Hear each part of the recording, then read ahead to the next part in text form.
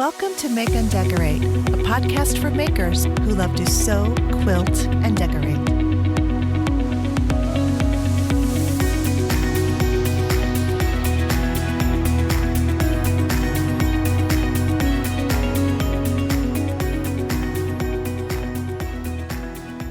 Well, hello, everyone. Welcome to the Make and Decorate podcast. I'm Stephanie, and this is Season 4, Episode 76.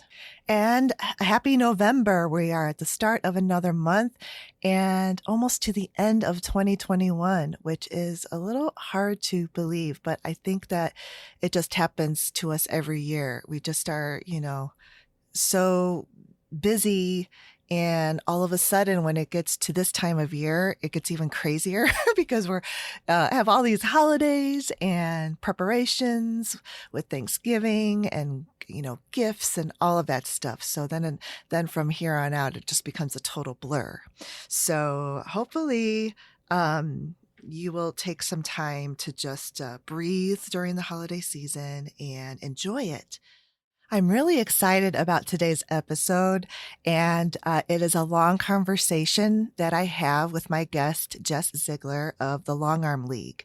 So, but every single second of it is filled with useful information and knowledge and education on everything you need to know about longarm quilting as a customer, and how to prepare your quilts for a long armor, ideas on designs, threads, batting, and also from a professional long armor view of how they work with customers and just everything encompassing this wonderful world of longarm quilting. So I'm going to keep the chit-chat segment pretty short today so we can just get on into this wonderful conversation.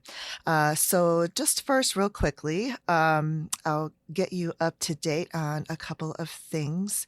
But first of all, I just want to remind you again about my Mighty Networks group, Make and Decorate Friends.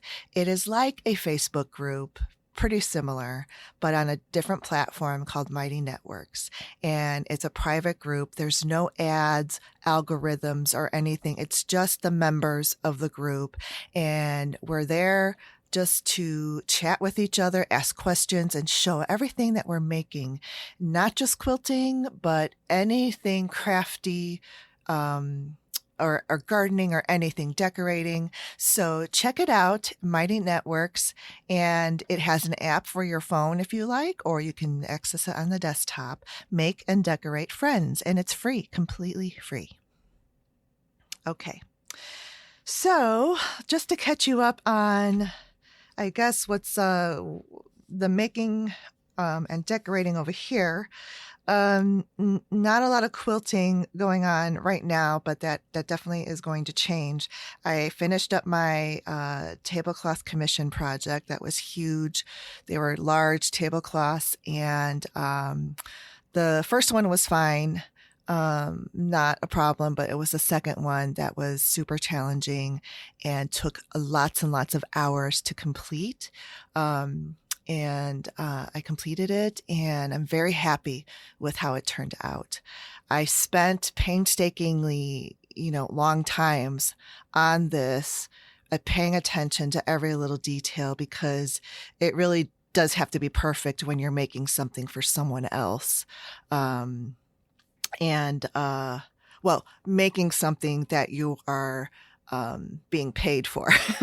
If you're making something for someone else, that is a gift. That's a whole different story. But this one, and also with the super expensive home deck fabric that's being used, it can be really nerve-wracking. And I was a little bit intimidated about, like, oh my gosh, I cannot mess up this fabric.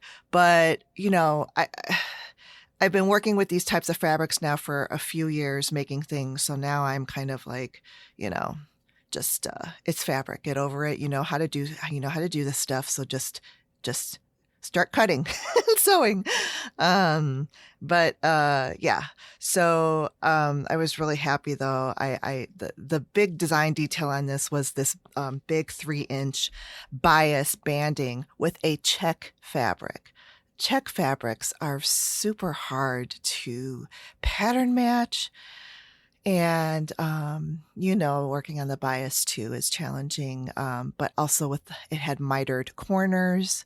So it all turned out, I was so happy with, I had perfect mitered corners. And when I was making the continuous banding strips on the bias, that took a little bit of effort, but the pattern matching was how I wanted it to be.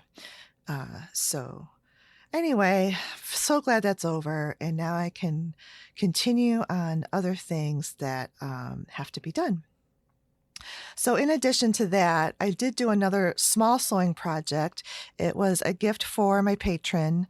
There's a certain tier level of my Patreon page that I make a really small gift for twice a year. And so I made these really cute leaf coasters from a book that I have recently. I recently got this book, Korean Patchwork Quilting, and it says 37 modern designs, Bojagi style projects. So the Bojagi is the really well-known Korean style of patchwork quilting, piecing. And all of the projects in this book are hand stitched, designed for hand stitching, but I converted this to machine sewing. So I machine stitched these coasters, and I decided to add a fusible woven stabilizer to what was going to be the bottom piece of the coaster to make it more structured and flat. Because it's going to be a drink coaster, and that worked out really well. There's a layer of batting in between, and it was I quilted in a stitch in the ditch for the leaf veining. So that was a really fun little short projects. We all need those little short projects, especially when we're working on some long-term, long projects that takes a while to finish. So that was really fun. And knitting, I've been knitting and knitting and knitting. Like that's kind of like my evening thing to do. And so I finished a couple of projects. I finished a pair of fingerless mitts. And so that was the first time I did ribbing, which is really not that hard. It's kind of funny how we kind of make up in our minds of like, oh, ribbing, that's going to be like, how do you do that? I have no idea. But then when you actually experience it and actually tackle it, it's not that bad. So I did those, and I finished a what's called a waffle knit cowl. So the cowl is like I would call it like a short infinity scarf. So it's totally in the round, but it's a cowl, so it fits just around your neck and drapes a little bit like a cowl collar. And that was my first project in the round. So I was so excited. And these patterns are from a Craftsy class, an online Craftsy class from Susan B. Anderson. I'll put a link to it in the show note blog page. But this class I would highly recommend it. And there's 3 patterns that come with the class that you can download and do. And I think I'm going to make all of them. I've already made 2 of them. The third project is this really cute striped hat with a pom-pom on the top. So, but I'm making the second cowl now because these are going to be gifts. And the waffle knit pattern is so cool. It's just so fun and textured. And also the first time I've worked with super bulky yarn and giant, well, what I call giant. I mean, there's larger knitting needles than this, but these are size 17. So they're the biggest knitting needles I've ever knitted with so far. And they're fun. This is just a super fun project. And I was a little skeptical when the instructor was saying, this knits up so quickly. This is such a quick project and la la la. And so I'm like, well, I'll be the judge of that one because I am still a novice knitter and things always take me longer than what, more advanced knitters can do things in. I mean, sometimes you see these knitters and like you can't even see their fingers move because it's a big blur. They're going so fast. But I was really happy when it was a quick knit, even for me. So it only took a few evenings to complete this finished project. So not too hard. It's one of those that looks more impressive than the level of difficulty that it was to make it. So much fun, and I'm having fun with more fun with knitting. All right, I do have a small confession. I've been scaling back on acquiring new fabrics this year, and I've done fairly well, very well actually. But I did make a fabric purchase in the last month, and it is a Liberty poplin fabric for clothing sewing. And it's in my favorite pattern, the Wiltshire. It's the one with the little berries and leaves.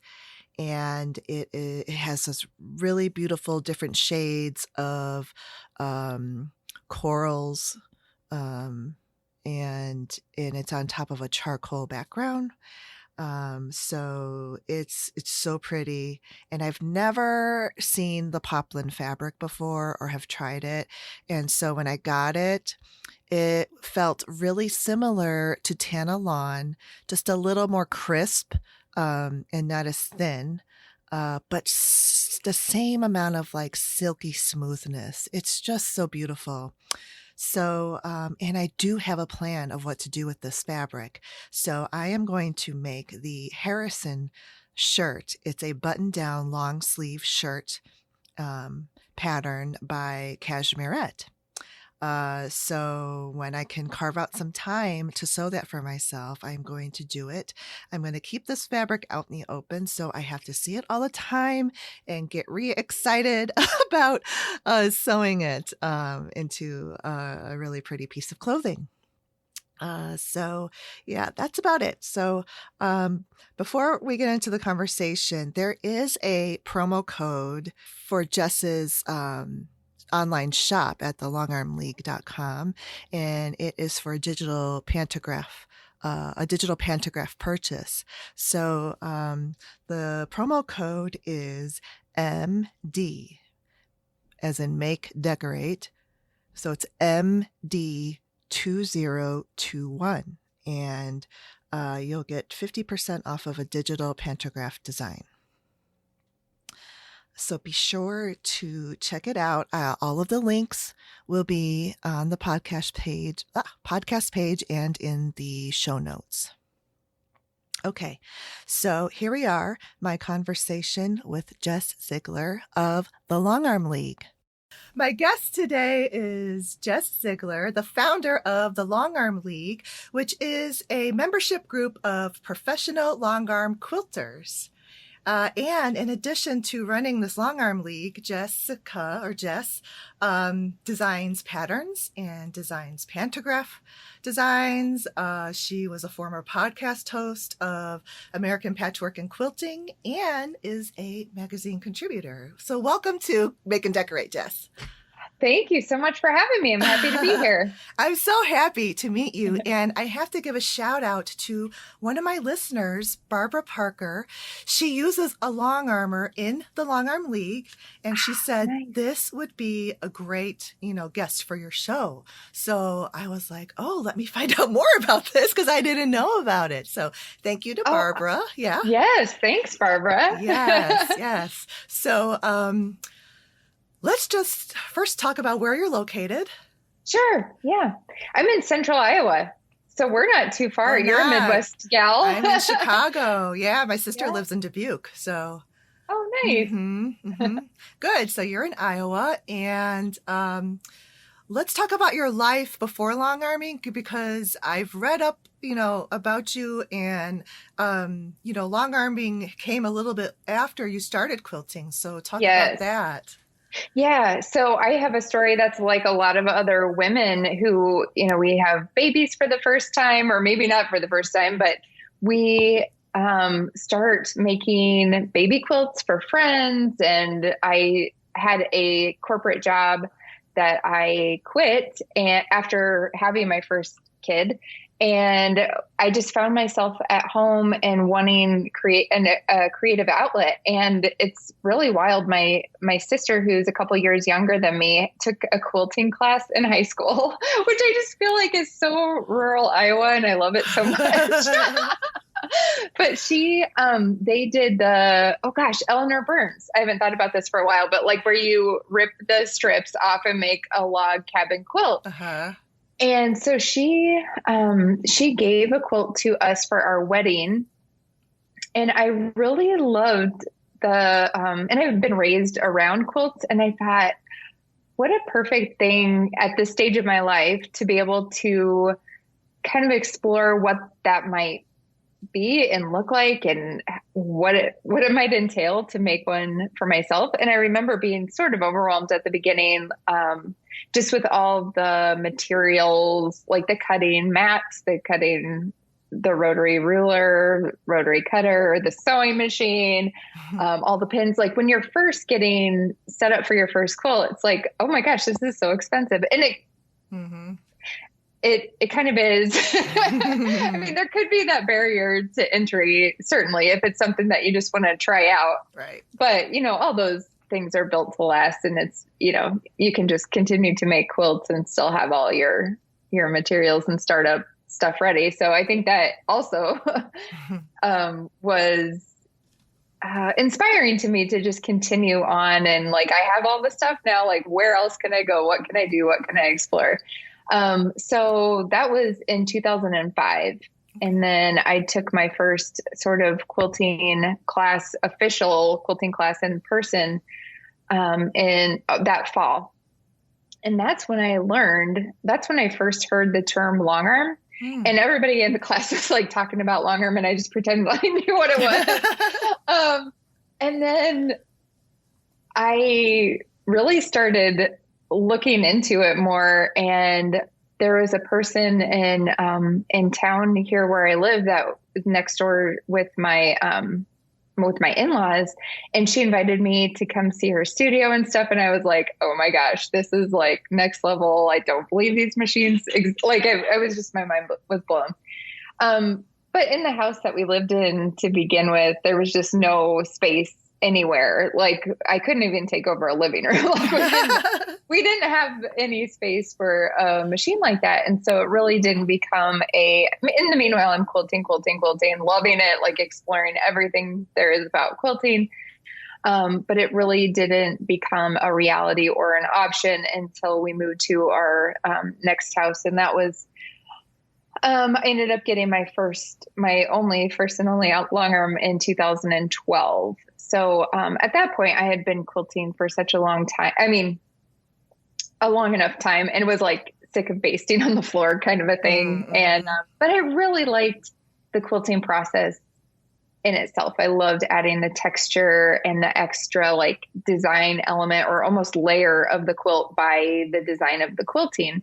And so I was working at my free motion skills on a domestic machine. And so, all this time I'm just kind of growing and building my skill set. And then the long arm came in 2012. Yeah. Wow. Yeah, so Yeah. you did quilt. You quilted all your quilts then on your domestic Yes, sewing machine. That's I did. great. And Yeah. It was and were perfect. they mostly kind of like lap size and crib size, or did you ever do any bigger ones? Yeah, the biggest I probably did was like a queen Oh size. yeah, that's Well, pretty big. Yeah. yeah. The first quilt I actually finished. I had started a couple designs that just or patterns that didn't really go anywhere, but the first one I actually completed, I just tied. But that was like a big queen, Mm. and I remember the feeling of like looking at the backside of all the raw seams and like, okay, what now? Like I just had no concept or clue. And that's when I thought, well, I really need to investigate what this is all about. And yeah, it just kind of went from there. Queen is probably the biggest, but like I said, a lot of either family members or friends were having babies at the time, and I thought baby quilts were just so much fun to like get an idea out and then to more easily be able to manage it through my machine. But I started like I love trapunto, like I would do these small projects, but then quilt the snot out of them. I mean, really just. I mean, I loved the more traditional feather type wreaths. And like I just kind of explored it all because that was really interesting to me how you could make Hmm. in those like negative spots of the quilt, if you had like solid fabric or something, to do something really interesting and beautiful in those spaces. And so I just kind of tried it all. And I liked having all that time. Now looking back, I was, impatient to get a machine, but all of that time and practice, I feel like it helps me in the long run. I think so. And I quilt the quilts that I make, but I haven't done a queen size yet. I know I won't do a king size. I do commission quilts too, so I've made several king size that I send out to a long armor, Hmm. which is good. Yes. But I agree with you because I've made so many baby quilts between my two sisters, 4 kids each.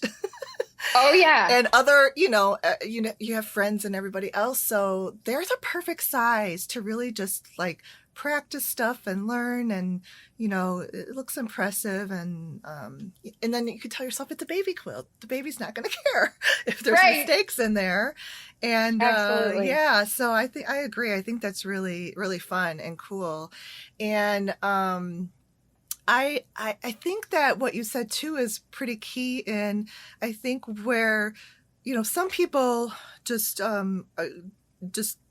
don't do long arms. It's not like what they do. They may like the piecing the most, or whatever, English paper piecing or foundation, and they want to pass off the rest of it, which is great because I truly believe that the actual quilting of it is an art in itself. And it's really like a skill set that has to be practiced and learned and developed. And then people just, develop their own styles, which is pretty cool. So Totally. yeah, yeah. So I've been wondering myself because, well, I'm 5 years behind you in the learning quilting. So I took my first in-person class in 2010, but they only taught me how to make the top. Oh yeah. There was no sandwich or backing, and I'm like, now what do I do? I think that came out of me being so like bad at it when I first started. And a lot of it came down to the materials that I was using because I didn't have anyone guiding me really to that. So I would pick up like a poly bat at Joann's and think like, oh, this should work. This should be great. uh, yeah, not so Yeah. much. But then, so I was intentional about taking like learn to quilt on your domestic machine kind of a class. And right away, like the materials that they had you get for class immediately elevated my game because all of a Ah, sudden, like, oh, cotton batting will sort of adhere and you won't get that weird puckering stuff. And you have to baste. What's this about basting? yeah, the Like they're basting. just, I mean, they're basic things, but if you don't know that, you don't know that. And you have to Right, have some help there. right. So I felt like that was so instrumental in having some success immediately, like after using the right materials, that just encouraged me to keep going and to keep practicing. And I saw the potential there because I could, I was able to see what other quilters were doing. And I started like getting my hands on all these quilting books at the library and like trying to find what I could online because blogs were still sort of in their infancy at that time too. So really it was just trying to get any kind of information that I could about quilting. Because when you started, that is before Craftsy, and YouTube was really just starting. There wasn't like how there is now where you can find anything on YouTube. And online courses too were just really not readily available. No. And then when I started, Craftsy had just started. So I learned a lot from there. Because I only took that one in-person class, and then I took a second one for machine quilting, and it made it worse. It scared me. No. It scared me off because she just packed so much into this like couple-hour class. And I mean, stars and this and that, a meander, and I'm sitting there like I've never pushed a fabric around the machine before with a free motion. You know what I mean? Like I've always had the feed dogs up. So it scared me. So then I didn't like really learn how to quilt for another couple of years. But it's funny though, because once you really learn, you're like, wow, this is doable and it's fun. Absolutely. And I'm going to continue. And I personally, I gravitate towards free motion more than like walking foot, but I do like to combine them too. But was that your preference too? Free motion? No, free motion was my preference because I saw, I was such a big Karen McTavish fan. Like I was seeing what she was doing, and it was so mind blowing that I thought like, okay, that's when I realized like this is like what you said. It's a true art and a different element or layer altogether. Like it can be, but then it can work so well with the piecing to have this beautiful sort of marriage of function and beauty. That was just really fascinating to me. And all of the, I loved seeing what other people did and then think like, how could I use these skills and the look and the design elements and combine it to make something that would represent something I would make or like and use in a modern-ish way. So Angela Walters was another hugely inspirational person. And when I was first starting to Longarm too, I just love how approachable she made that. And there were so many teachers and inspiring folks along the way that I was just like, yes, I want to do what you're doing, but in my own way. And you don't know what that is until you really get in there and try a bunch of things and kind of refine your tastes over time. Yeah, that's true. And Angela Walters is amazing. And I've seen a couple of her Craftsy classes, and then of course she does all that YouTube stuff. And it's just to see her passion for it makes me want to learn more. So I love that contagious kind of like passion for long arm quilting. And I've talked to a few other long armers, and they're kind of like the same way. So I have yet to meet a long arm person that just doesn't love what they do, which is good. Oh yeah, it's really really good. Yeah, makes me happy to hear. So let's talk about well, and again, before you went on this long arm adventure, did you started designing quilt patterns? Yeah, somewhere along in there. I feel like it's a blur, but I always, from very early on, I love the idea of being able to take these traditional blocks and like even just doing alternate blocks. Like one would be this way, and then the alternate block, or like for me too, when I was starting to love quilting, I would want to put those alternate blocks in there just to have some quilting space, not even, other blocks necessarily, but just like give me the negative space. I want to work with that negative space. So I got EQ. I think it was EQ5 at the time. I know. My first EQ was 7. And I loved just being able to play. And then I got obsessed, like, oh, well, now this has to become a reality. And it was not intentional in the way like, oh, I want to create patterns for everybody to sew, but it was more just like satisfying that creative spark in me. And then I started, and I can't even remember the year necessarily, but it might have been 2015 or 2016 or something when I was more thinking along the lines of designing so that I could produce a pattern so that I could sell it. But it wasn't like, it didn't take off for me in the way that I felt like I was better at quilting, you know? And pattern design was okay, but I learned some eye-opening lessons, I guess, in marketing, that when you have a pattern and you spend a lot of time and money, at times too, when you're doing like these different examples or like different colorways or, you know, different sizes to test out your patterns, you need to tell people more than once that you have this pattern for sale. I just thought like, oh, I'm going to post it on Instagram and then everybody's going to come and buy it. Well, that didn't happen. It doesn't quite work that way. Right. You have to tell people more than once about everything and assume that even if they did happen to read your caption, they're not going to remember it in a week. You know, Instagram is very instant. And so I think that was pretty eye-opening in that like, oh, I need a strategy behind this if I want to have it be any kind of a business. And then I learned about like creating an email list and to get people on your list, like what do we need to do there? And so I think even though it didn't take off and it wasn't super successful, as in like it wasn't providing any kind of an income for my life. It was like here and there, you know, sales every once in a while, but it started my wheels turning about what has to happen on the back end and how do you build an audience? You know, like those kind of business related questions came out of that time. But I do have, you know, 9 or 10 patterns that I just sell on my website. They're PDFs.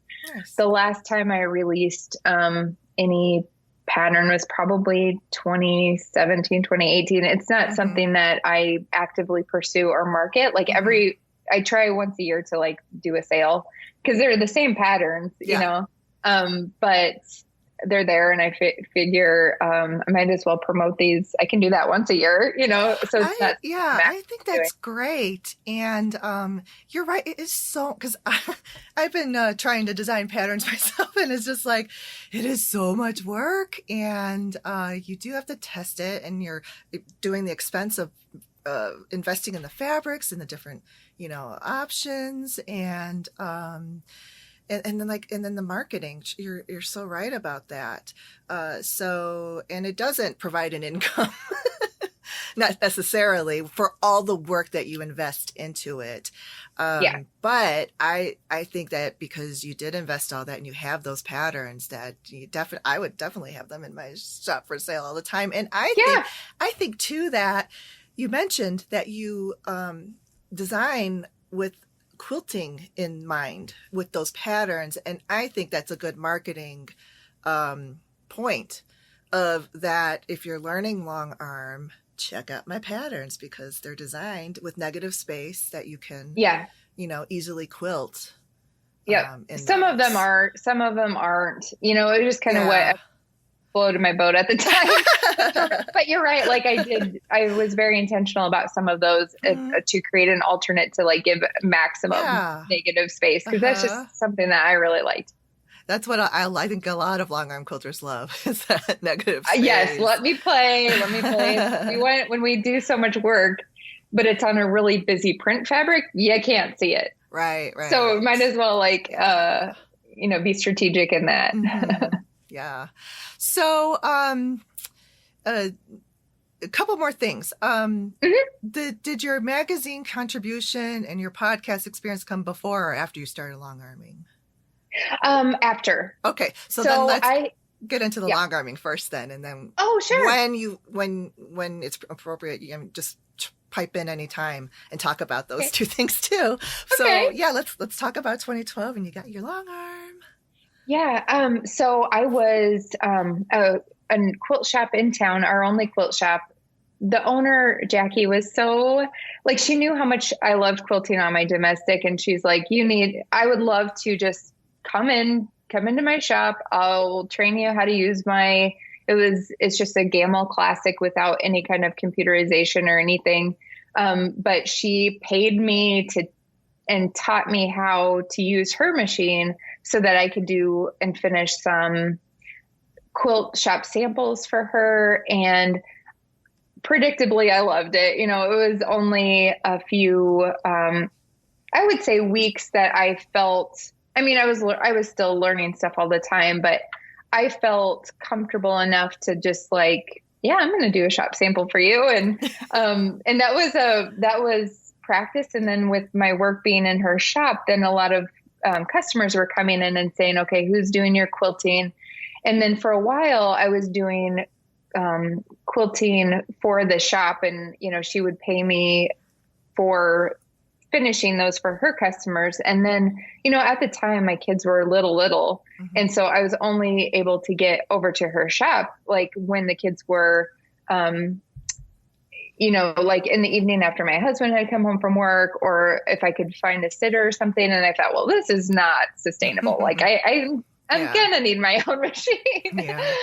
So that was kind of how it started. And by that time, I felt like I was already up and running. When I got my machine, I jumped right into quilting for other people, but I didn't have any of I didn't have the computer. It was all hand guided. And I also just kind of was intrigued and tried to challenge myself as far as custom quilting went. So I'd kind of get fancier and fancier. And then I would all of a sudden I was doing like show quilts and almost exclusively custom quilting for, the specific areas of the quilt. And it wasn't any longer just the free motion edge to edge, because I never used pantographs. I never used, to this date, I've never done a pantograph from the back of my machine, like following the pantograph thing with the laser at the back of the machine. So I looked up one day and I was like, I don't want to do any more custom work because it was, I was pouring all of this time. And I think because of my inexperience and maybe lack of confidence and a number of reasons, I just wasn't charging as much as I should. And that's a surefire way to burn yourself out for sure. Yeah. So yeah. I shut it all down. And that's when I said, I'm not going to quilt for other people right now. Let me work on doing patterns. And then when I started, I pitched a pattern to a magazine. And then, so I'm very close, like 20 miles from Des Moines, where Meredith is located, and they do Quilt and More, American Patchwork and Quilting and Quilt Sampler magazines. And so I had my first quilt in a magazine was with them, and then they had invited me to do Scrap Lab, which is in their Quilt and More magazine. And so that kind of led to a recurring like quarterly design challenge. And then they asked me to come in for a meeting one time. I had no idea what it was about. And they asked if I'd be interested in doing the podcast for them, because they were going to be doing it more in-house and trying to tie what the podcast tried to tie that more to what they were publishing in their magazine, to have that be more, closely related. And that really, Stephanie, was like, I started thinking about my business on a different level, because I thought, well, if they trust me to talk to a more national sort of audience, if I get like a bigger audience because of that, or, people know who I am because of that. I was quilting edge to edge for people by this time. So I thought, well, even if I get, 10 more people asking per month for me to quilt for them, I'm still limited by doing one quilt at a time at a Mm-hmm. magazine or at a time at my machine. And so that's when I started thinking about how could I really scale what I want to do. My favorite things are like quilting, helping other people.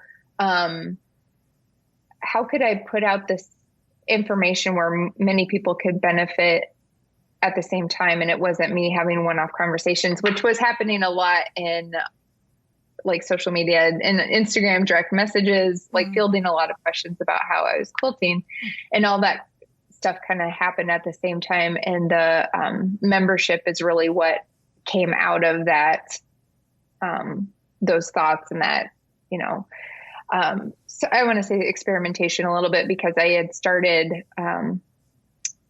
emailing a list for just long arm quilting. So I had been answering a lot of questions on Instagram, and I thought, like, okay, how about if you want to get this information, I'm going to email once a week. I'm going to tell you everything I know about what I have learned or the things that I've adopted in my practice to help make me a more successful quilter.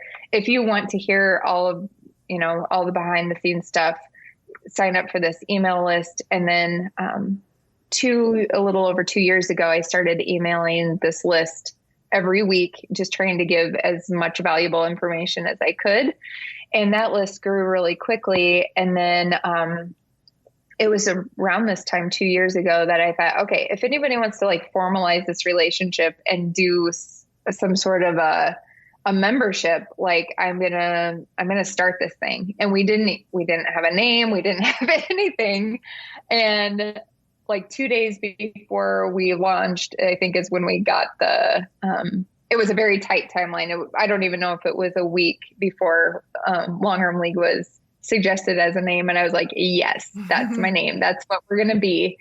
And then it's really evolved from there over the last 2 years. And I do feel like all roads were sort of leading to this, the marketing stuff, the pattern, like just the process of going through all of those experiments and learning and everything. So that's what my current role is now, is helping other long arm quilters, not only with like the business, what I was going to say is not only with like the quilting tricks, like, oh, you should use this thread, or you should, try this if you're having thread breaks, or, whatever, but it's really addressing and focusing on marketing, working with other people, like the business side, like the invoicing, setting yourself up for wholesale accounts for, just how to charge for batting, like all sorts of basic, it's not common knowledge. I don't want to say basic that way, but it's like your foundational steps where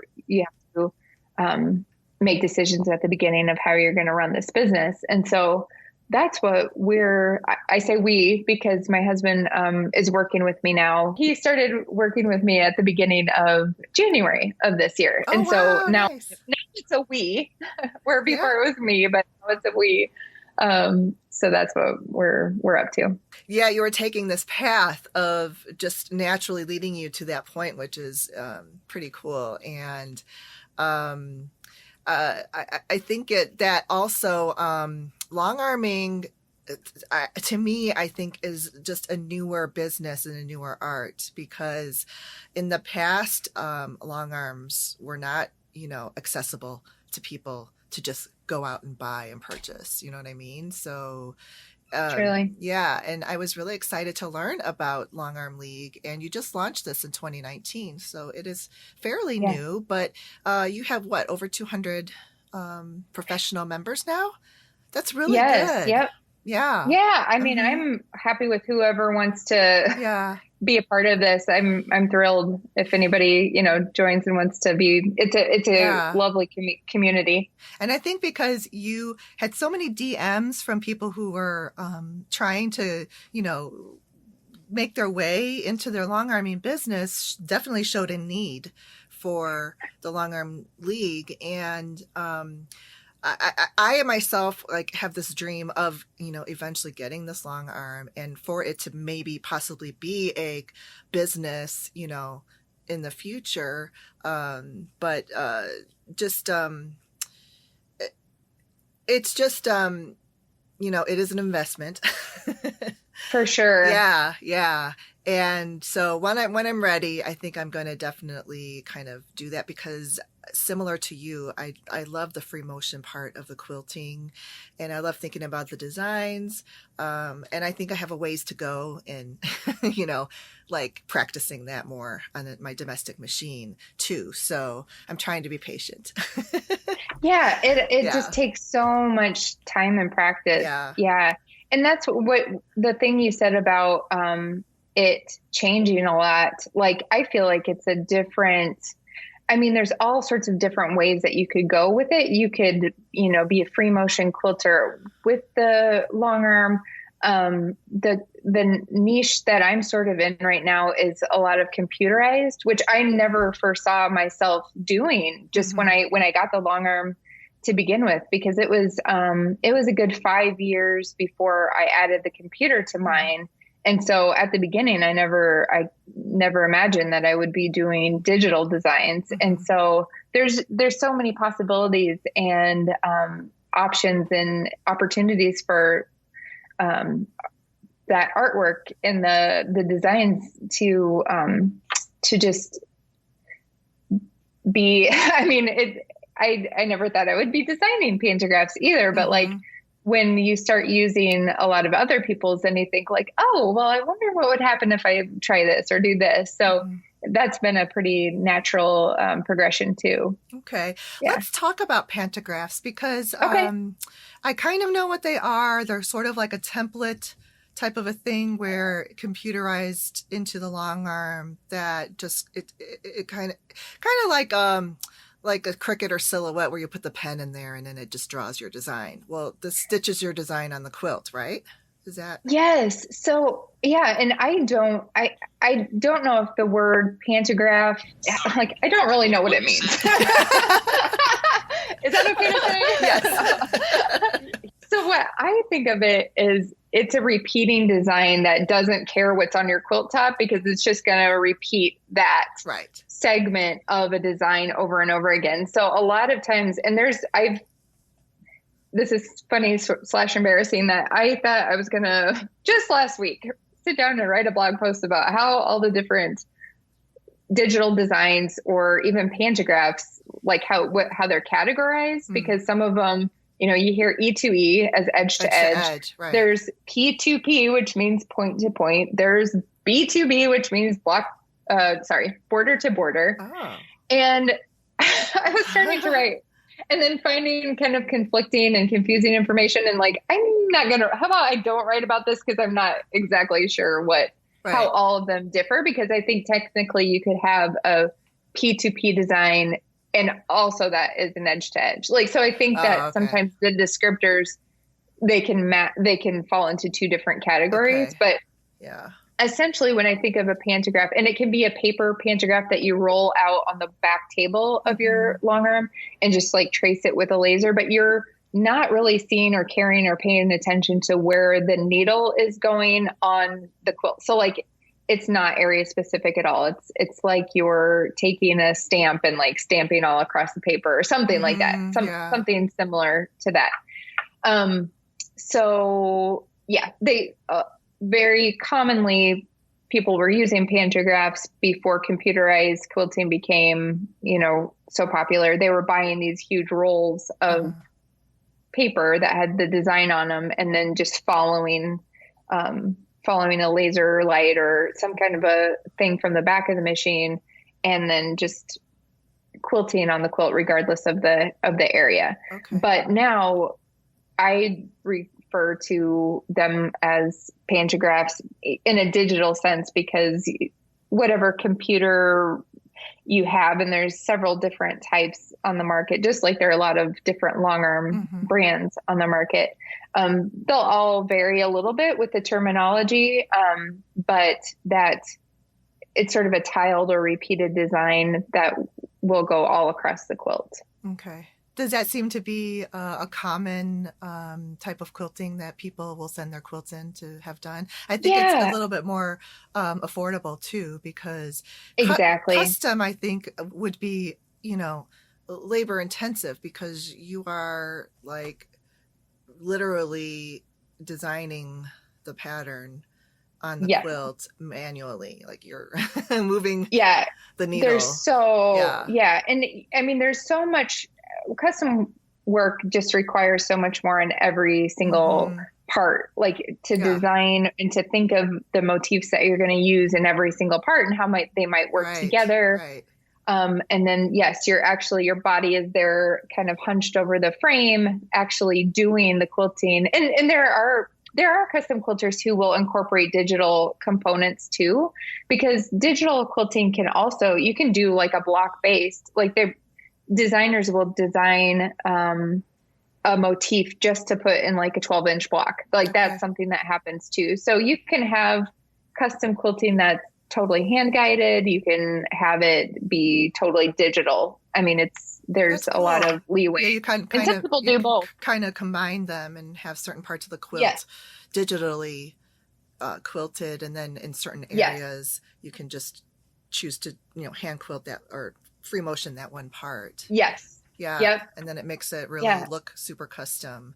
Um, Right. yeah, I think But that's a when good you, idea. Hmm. yeah. And when you have an edge to edge design, I just feel like it's more, and it's not just pushing a button and walking away. From the quilter's perspective, there's a lot of time and skill and effort put into the actual quilting. But from a consumer sense, you'll probably have a better idea of like how much it will cost, what it will look like, Hmm. choosing to do an edge to edge type pantograph, digital pantograph or otherwise. I think it's the outcome is more predictable and the Yeah. cost is more predictable. Hmm. And typically it will cost you less money than if you are hiring a custom quilter for custom work. Hmm.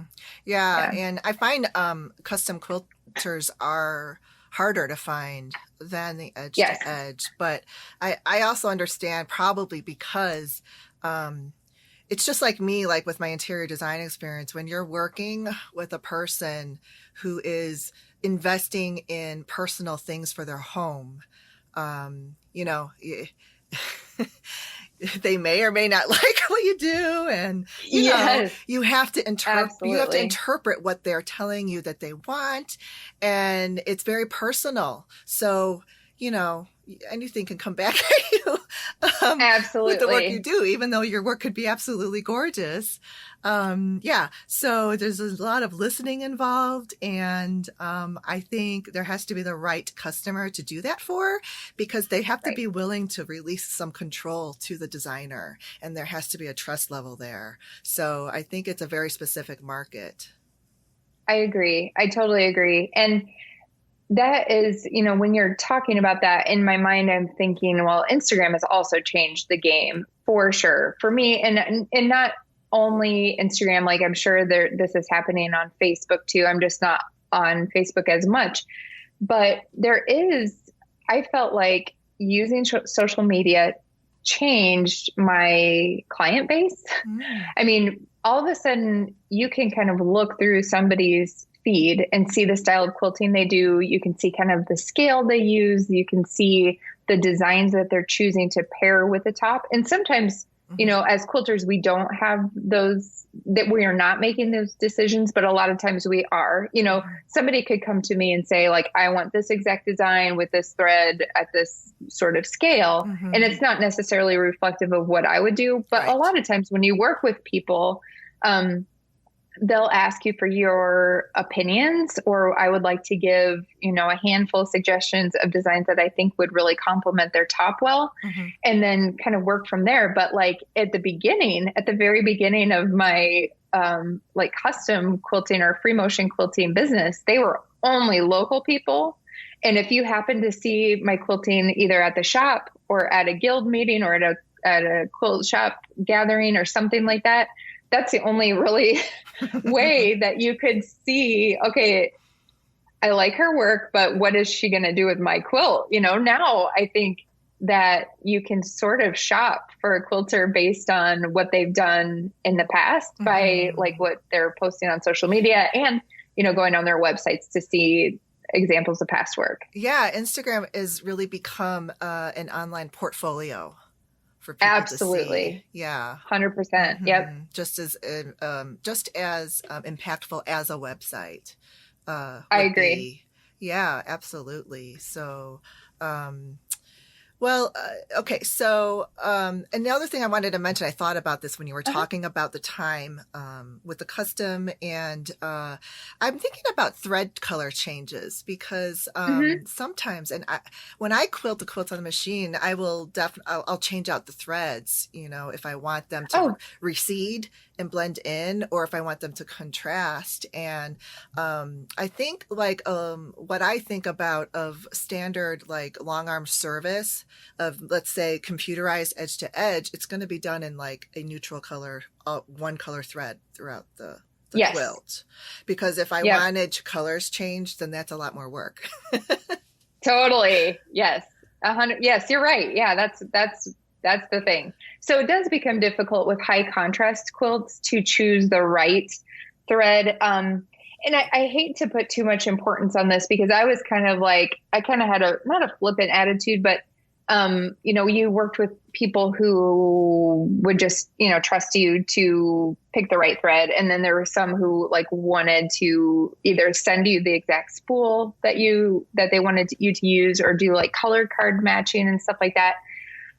But when there's large areas of a quilt that has a lot of light and a lot of dark, then I started developing over time a sense of, I always tried to get the thread color to blend with the more light areas of the top, especially if it was kind of like an even distribution of lights and darks. I just liked how it looked more for a light thread to be on a dark top as opposed to dark thread on a light top, because I feel like if there's anything that happens, if there's any sort of like anything that quirk, or even in the patchwork or whatever, then that area is really highlighted in a not great way. It feels sometimes seem like and I don't know if that was also quilters when we're up close and seeing the quilt, in an intimate setting. That's so true when you're that close to it. Yeah. When you're that close. Right. And so I don't know if other people have that perception too, but I sure liked the lighter thread on a dark than the other way around. But if you're working with someone who's like, I want a high contrast color, then you do what they want. And sometimes, I see those, I feel like I'm not that brave, but I see that done in other examples. And I'm like, okay, that was brilliant. I love that. It was, like, that's where I think we do kind of have our own aesthetics and the things that we like and what we gravitate toward. But yeah, it's one of those things that's something that I developed over time. And I just used a lot of neutrals, and I used a thinner kind of thread, so it wasn't the focal point. Like for me, it was more important that the overall texture that was created by the stitches, and not like, oh wow, thread color, whoa, coming at you. Right. I chose threads that were thinner and that would blend more than like being a design element on their own. I haven't thought about that, but now that you say that, it makes really good sense because I think contrast threads, I'm thinking about that QuiltCon winner of 2020, Peter. His winning quilt was white background, and he did a very thick black thread, but it was not dense. It was a much more spread out, looser quilting, and that made the impact. You could see the design that it was making. But like if you're doing a long arm pattern and it's all over, I could completely see how that really wouldn't look the best on a light background. Versus the opposite. So that's a good point. I mean, I think that's really important for customers who want to send their quilts to Long Armors to think about. And I wanted also to have you on because I think there's a learning curve for customers too. And Yeah. when they send their quilt tops in, just because of from my experience too, I mean, I haven't been sending quilts to a Long Armor for that long of a time.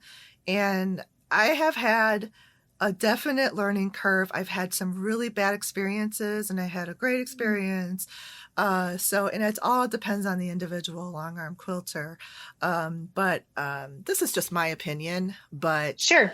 but I would prefer a long arm quilter that does this as their business, not like a whole quilt shop that has other like priorities of selling machines and selling fabrics, and then they toss in long arm services, because I've had specific experience with that and it's not their priority. And, my backing got put on sideways.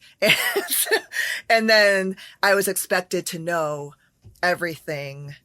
And that was my first experience with a long arm quilt is with a quilt shop. So I learned the hard way. See.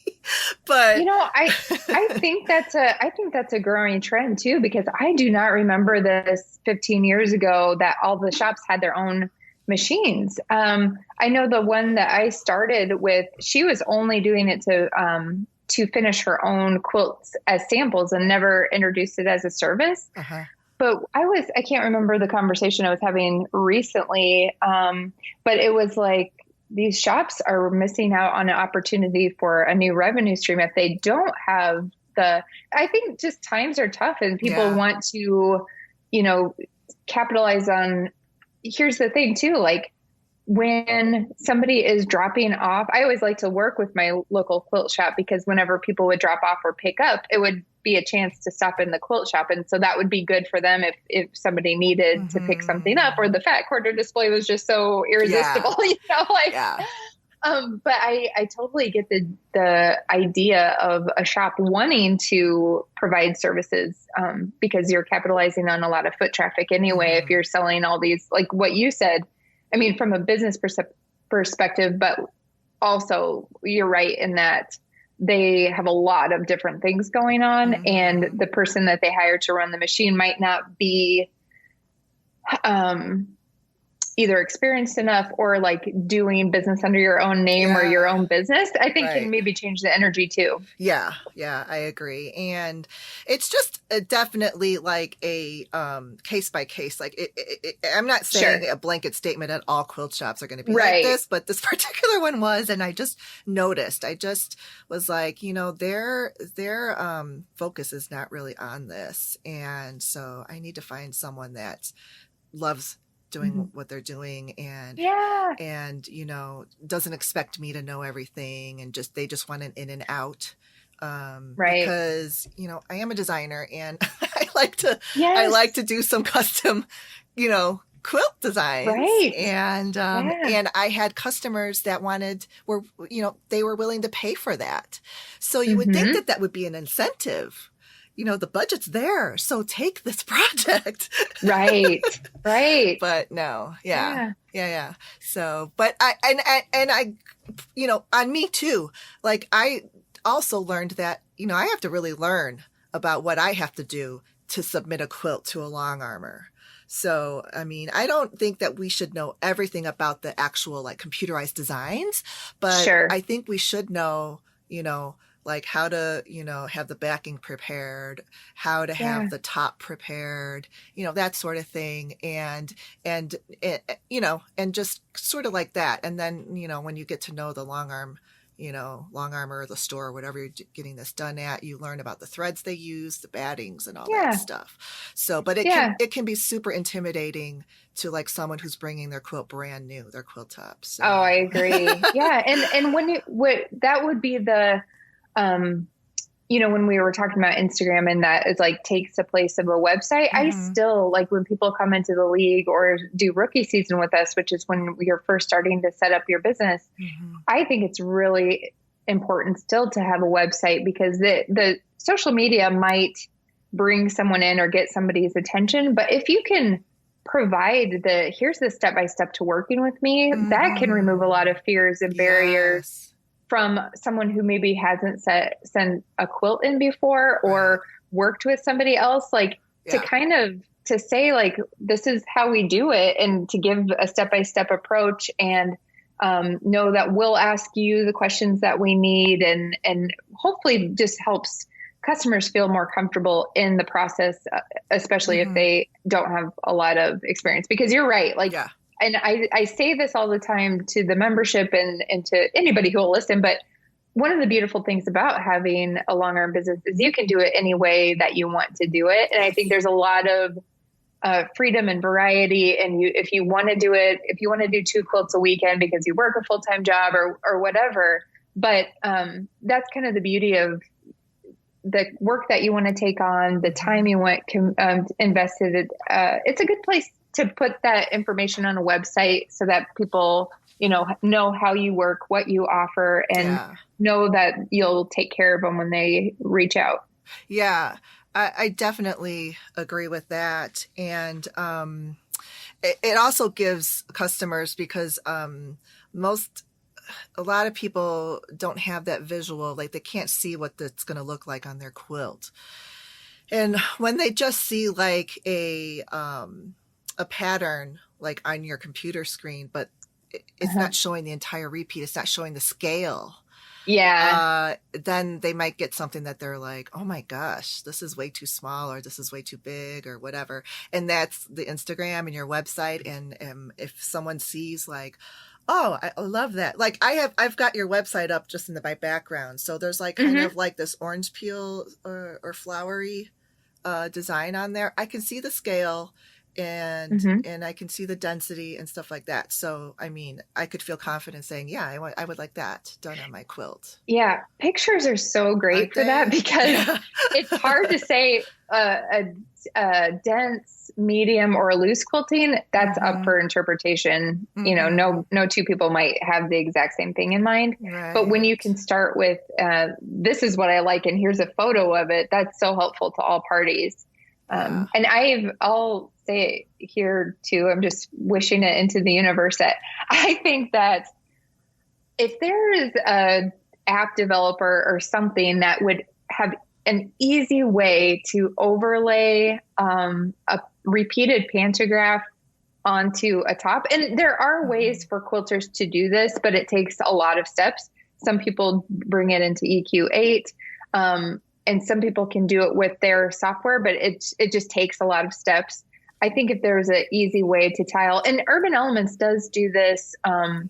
They have they're a pantograph and digital design website. They do a lot of awesome designs, and they do have a place that you can upload a picture, and that is you can get a close approximation of what that one of their designs might look like. But it Mm-hmm. would be awesome as a long arm quilter if you could audition any kind of design on a Yeah. top, Yeah. Yeah. but so far there's not a super simple solution that would be universal. Yeah. You know But what? It's funny you say that, because for my quilts that I do on my domestic machine, I take a picture of the quilt top, and then I import it into Procreate on my yeah, iPad, and I draw. yeah, And I could have like 5, 6, 7 layers, and I'll draw something, and then I'll turn that layer off, and I'll draw another thing, just so I can get a visual of what it's going to look like. And I did that for this most recent baby quilt, and I was amazed.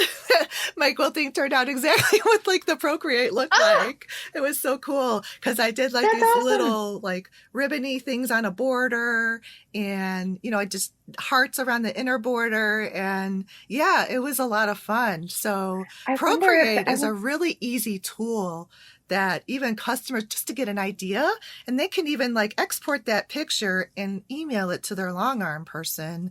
I feel like that would even like communicate to them even better what the better customer is looking for. Yeah. I mean, than it's just not going like to be a a perfect, like to description. scale, perfect to Right. scale like thing, but it really would communicate, I think, a really good idea of what they're looking for. and Yeah. it's fun. I've never messed with Procreate before, but I've seen other people use it Oh, and I it love looks, it. you know, Yeah. yeah, Yeah, there's a lot yeah. of potential there. There is. Yeah, it's so much fun. I love doing that. So it's a pretty strong program and app. So there's, I mean, I haven't had it that long, but I mean, I'm still learning more and more and more. It's amazing how much it can do. Oh, good. Yeah, yeah. So that's fun. So anyway, let's talk about this long arm quilting league as far as membership. So professional long arm quilters join this league, and then they can be listed on your, the web page as a source Yeah. for people to look for quilters that may be in their area or maybe that they Yes. want to send a quilt to. Yep. Are there any requirements or anything that they have to become a member, or you know is it just Yeah. like they just want to, it's sort of like more of a better marketing tool for them to In use? some ways. So like, okay, when we first started, we just opened it up to everybody. And essentially, you know, anybody who is already in business serving other people can join. And if they're a member, we'll list them on our directory. Mm-hmm. And that is what you're referring Yeah. to. We have a map where you can see who's in the area. And then below the map, there are like filterable searches. Like, so if somebody doing binding services for you is really important, you can search by people who are providing the binding service as well. But we do not have like a certification process or anything to either approve or deny someone's membership or listing on the Mm-hmm. directory. What I like to say is if you see somebody in your area, visit the website that we have for what they're listing as their own website and their social media accounts to see if their quilting appeals to you, if you Mm-hmm. like what you're seeing as far as that goes. So you have to, there's not like I guess certification is the Yeah, best way to be, say it. yeah, it would be hard though to have that because it's such an artistic and creative, business, Right. and yeah, so it's completely understandable. But you do have like this rookie Yeah. digital class, which is a really, Yeah. I think, is a great resource for people who are just starting to get into it, right? Yeah. And this totally came out of a need for when we started again, like we were just letting anybody join. And it was great because I just love to talk about quilting with anybody who would talk about quilting with me. But we have people who are joining before they even had long arms. And so it's like, where do I start? And we didn't really have a starting process. What I wanted to be able to do is give someone, the tools and a reasonable progression of information over time that this is what you should think about when you're setting up the business. Mm-hmm. These are wholesale accounts you should consider, like all of those business related things. And so the rookie season just came about in January. Is the first time we released it. And this is right now we're going through our third course. By the time this airs, we'll be done for this year, but Mm-hmm. we'll starting in January of 2022, we'll have a new class that starts. Oh, So nice. a cohort of new beginning business owners will start with us, and every week we'll give them new information talking about, these different topics of business. It's an 8-week course, but we have like a catch up week built in there. So it's like 7 weeks of information, Mm-hmm. but we give them like how to set up the website. We give a website template. We provide all sorts of digital designs if they're a computerized quilter to get started, talking about how to choose designs, what to look for, how to work with your clients, how to invoice, how to keep, your bookkeeping in check, and like all of these things. So once they graduate from or a complete rookie season, then they can join the league and get the continual ongoing information, because the league itself, the membership part, assumes business ownership and assumes that you're already taking on clients. But Right. so we do ask people who have never done it before to start at the rookie season level, because then we can talk about everything and go through it all together. it's information that comes out. There's videos and there's written content, but then we build in live Zoom sessions. So if they want to ask questions or expound on any part of our curriculum, we can talk about that and get real life feedback and ideas. And it's been really fun to interact with students in that way. That's fantastic. That is such a needed thing, I think, out there, this rookie course. It's just amazing. I wish it truly is what I wish was available when I started. Yeah. And if it was, I didn't know about it, but I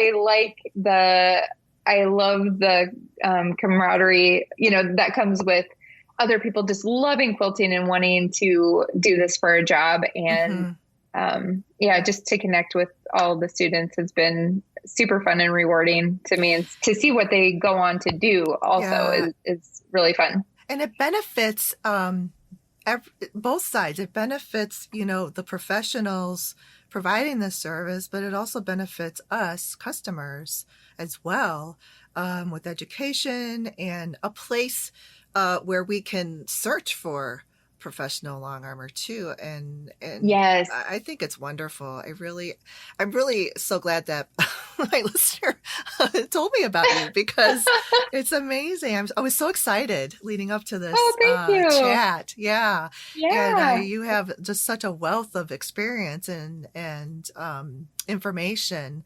So, and I think it's missing out there. I can only talk for myself, but I mean, I can imagine that a lot, because there's also a lot of new quilters out there too, with the pandemic and stuff. So, they're not going to know where to send their quilts, and like you said, like they can pretend they know what a long arm is. They really don't know. So this is sure, that sounds normal. I know. Yeah. It's a great service. So it's awesome. I'm going to put all of your information, but go ahead and just give in the conclusion just where people can find you and whatever else you want to let us know about. Okay, longarmleague.com. And if you do a / on there, .com/directory, you'll find our list of quilters who are taking quilts for other people or servicing other quilters.